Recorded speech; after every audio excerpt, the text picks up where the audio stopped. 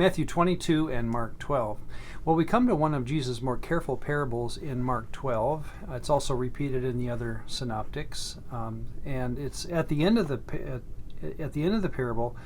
You hear the crowd say, "They sought to lay hands on him," Jesus, "but feared the multitude, for they knew he had spoken the parable against them." So the enemies of Jesus realized this parable was not about them, it was against them. And so let's take the parable apart as we go.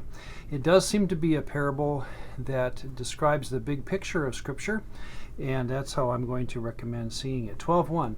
A man planted a vineyard, and he leased it to tenants and went into a far country.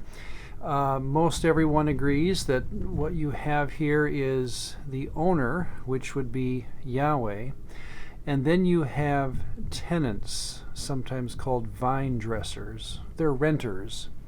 So the owner goes away and leaves renters to take care of his property, his vineyard. 2 and 3, when the time came to gather the grapes, he sent a slave to the tenants to receive from them his share of the harvest. The tenants grabbed the slave, beat him, and sent him back empty, and then they continued to do this. They treated many others the same way, beating some and killing others.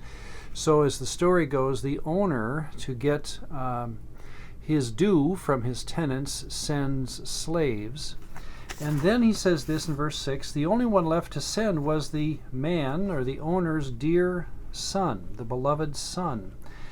Last of all, then, he sent his son to the tenants. Now, you as the listener are supposed to say, no, don't do that.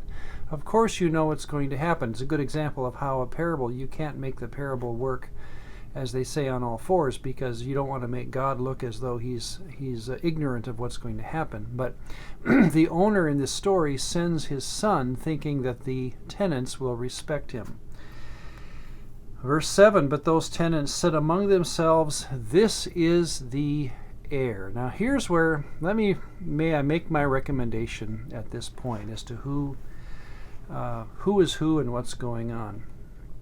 Humans have, and I'm not taking responsibility away from humans in this, but humans have constantly or consistently in the ministry of Jesus wondered who he is, right? They're not quite sure.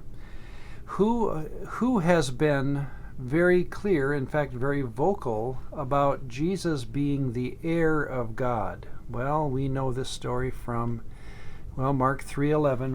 Remember that verse. The unclean spirits, whenever they saw him, fell down before him and cried out, "You are the Son of God." I believe the tenants in this story actually are the gods of the Old Testament. Remember what we heard about them back in Deuteronomy, for example. Take heed, God said in Deuteronomy 4:19, lest you lift your eyes to heaven, and when you feel driven to worship the host of heaven and serve them, which the Lord your God has given to all the peoples under the whole heaven as a heritage. God did give a role to these gods over human lives, and so yet Israel was not supposed to worship them. Deuteronomy 29:26, they, Israel, went and served other gods and worshipped them, gods they did not know, and that he, Yahweh, had not given to them.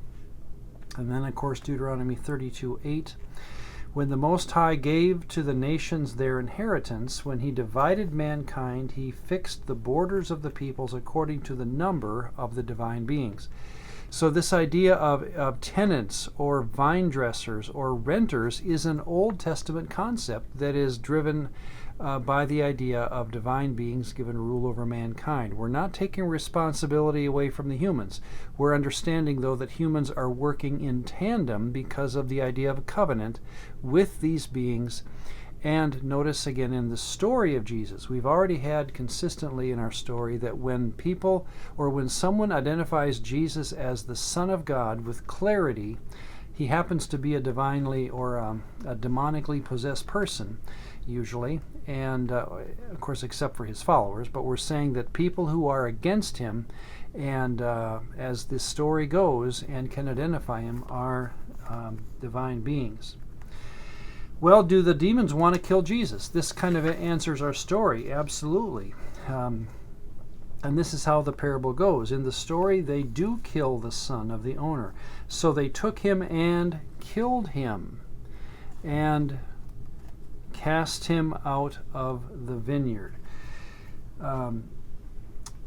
Again, Jesus' human enemies will want to see Jesus die, but that's because, I believe, they are in league with these divine beings who initiate, especially Satan himself. They will initiate the death of Jesus more than anyone else.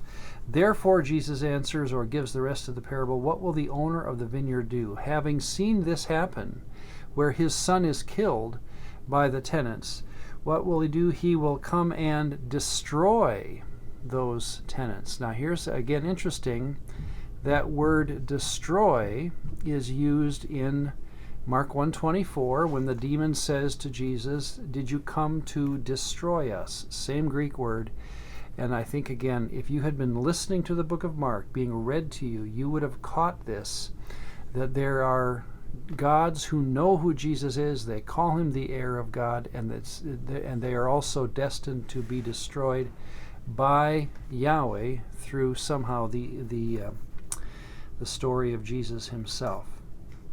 Well then, as we close Mark 12, there is a related teaching. I think it's even said in front of the same crowd, quite possibly.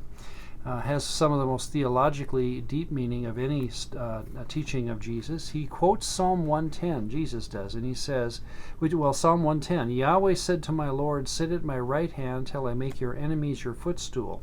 And then Jesus says, so David talks about someone who isn't Yahweh, yet he is his Lord. How does this work? I think Jesus is challenging the very people who are questioning who he is, knowing this story is true, and how they are in league with these gods. He challenges them with Psalm 110, one of the greatest psalms, of course, and in fact it is the most commonly alluded to verse of the Old Testament in the New Testament.